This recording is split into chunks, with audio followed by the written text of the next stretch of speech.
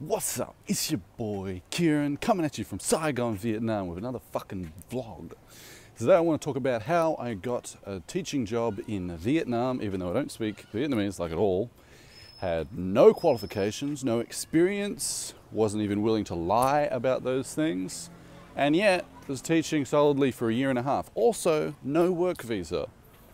No real referrals either, no one set me up, nothing like that. I.e., this is something you can do yourself fairly easily. So, how did it start? I wasn't really doing anything at the time. I spent like a couple months working on my fucking ridiculously stupid business idea. I wanted to, I don't know, some fucking info product bullshit. And I was like, alright, I need to make some money. I should probably just teach English. People tell me it's easy. Give it a shot. And so I just posted in an expat forum in Ho Chi Minh City. This is when I was already here, which is an important step. No one gives a shit if you're wanting a job outside of Vietnam. You organize that shit when you get here, unless you want to use like a proper program or whatever that organizes that for you. Ooh, what's down here? And just post on the forum, hey, I want to teach English. No experience, no qualifications, don't speak Vietnamese. And I left my phone number and my email address. Bruh, I got so many phone calls. I got so many phone calls that I just stopped picking up. Like, it was absurd. I feel like a ridiculously hot girl on Tinder or something, just getting hit up constantly. Just answer the phone, hello, can you work today? Like, who is this? For what age? For what? Do I need an interview? We interview tomorrow, you can work today. Like, it was well timed because it was just like when school had started up again. School starts up in August, and also in, I don't know, whenever it was. Although I feel like I did this in November, so maybe the timing actually wasn't that good. Creepy alley. And so yeah, that's where I went to my first gig, which was a kindergarten. They're like 4 years old. I made up some flash. They gave me I think I actually had to ask what the age group was. They just yeah, show up at this address tomorrow and we'll pay you. I had to ask how old are they? Are they adults? Is this business English? What's going on? They're like, oh, they're 4. So showed up, no one knows what the fuck's going on. Who are you? What do you want? I was like, I'm a teacher. I think this is the right place. And eventually, after literally 8 minutes of just standing around, no one really seems to know what the hell's going on, shuffled me into this room, bunch of 4-year-olds. It's fucking chaos. Maybe one of the students learned how to say happy. They give you flashcards or whatever. Maybe not. Got paid, fine. And then that company hired me, and then a different company had also called me.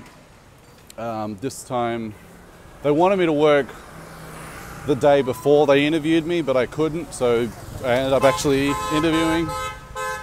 I ended up interviewing first, which is, ooh, they're very fancy.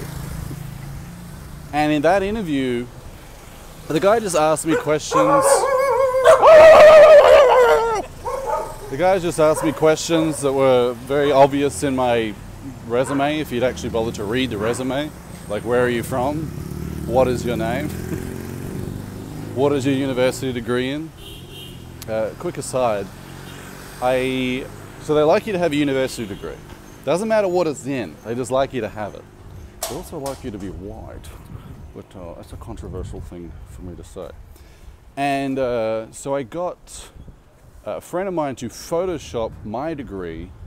Allegedly, I had this done, and change it to my friend's name. And allegedly, my friend, who's still a teacher for now 2-3 years, still uses that fake degree from a university he definitely couldn't have got into and definitely didn't graduate from. I don't even know if he graduated high school. Alright, no one gives a shit, which is another thing that was sort of apparent. The schools don't care. The parents kind of care. The agencies that loan you out to schools definitely don't care. That's more it's a cultural element that goes deep. All right, so in that interview for that second job, the guy said, "Oh, where are you from? Australia?" Yes, I hired a teacher who was from Ireland, but he was no good. One day he came into class and he drank beer in the class, and then he got out his dick. And as a security guy walked past, and the girl in the class, they're crying. What the fuck? What? And so Ireland no good, but Australia maybe good. Like the interview, he didn't even really he asked me this many questions about teaching because I didn't know shit. I didn't know anything. I had been a student.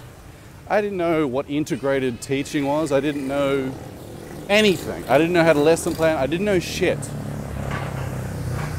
Right? And so obviously I got that job because I fit the criteria of not getting my dick out in class, or at least agreeing that I tried not to do that. And so they were my first two jobs. And they'd be like, all right, you got to teach at this school at this time. You show up and it's always fucking chaos. Like, why am I here? Where am I supposed to be here? It's always incredibly disorganized. But they pay you. And it's like a decent lifestyle, honestly. You can get like a schedule that it's not too crazy. They're not sending you out to District 37 and then back to District 3 and then back to District 12 all on the same day. It's pretty chill. You know, a lot of teachers work about 20 hours a week and, you know, engage in hobbies and stuff for the rest of the time. Unfortunately, most teachers, their hobbies just include drinking beer and having incredibly boring conversation.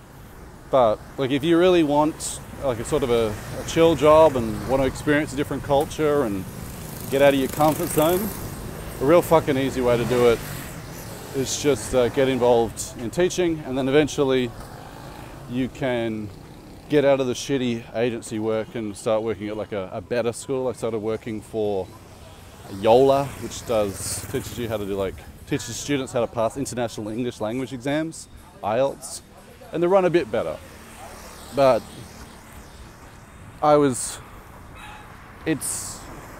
you have this expectation in a country like Australia of what is required to become a teacher, and everything requires, you know, it's like an official job. It doesn't really exist. For an expensive international school, for a university, sure. But for your average run-of-the-mill public school, nah, man. I was teaching at this one high school. Hated it. Hated it. Hated the students, hated the agency. Curriculum was terrible, no air conditioning, 40 students in a class, no teaching assistants. It just sucked. And I wasn't a very good teacher. And it was just a shit situation. But it was paying. And it wasn't that many hours. And it was really, really close to my house, so whatever. And they wanted me to evaluate the students on their speaking skills. Now this class, their speaking skills were fucking terrible. I asked them, how are you? And they wouldn't, awful, woeful. Some of them fantastic. Some of them bizarrely good, but most of them awful. And before I went in to do the tests, the agency said, oh, by the way, the school has informed us that the minimum mark you can give these people is 70%. That's how little the agencies give a shit. That's how little the schools give a shit. So the questions were stuff like, what are you afraid of? And they're like, sorry teacher, what are you afraid of? Teacher, please say again, what are you afraid of? And they literally can't answer. All right, 70%. So,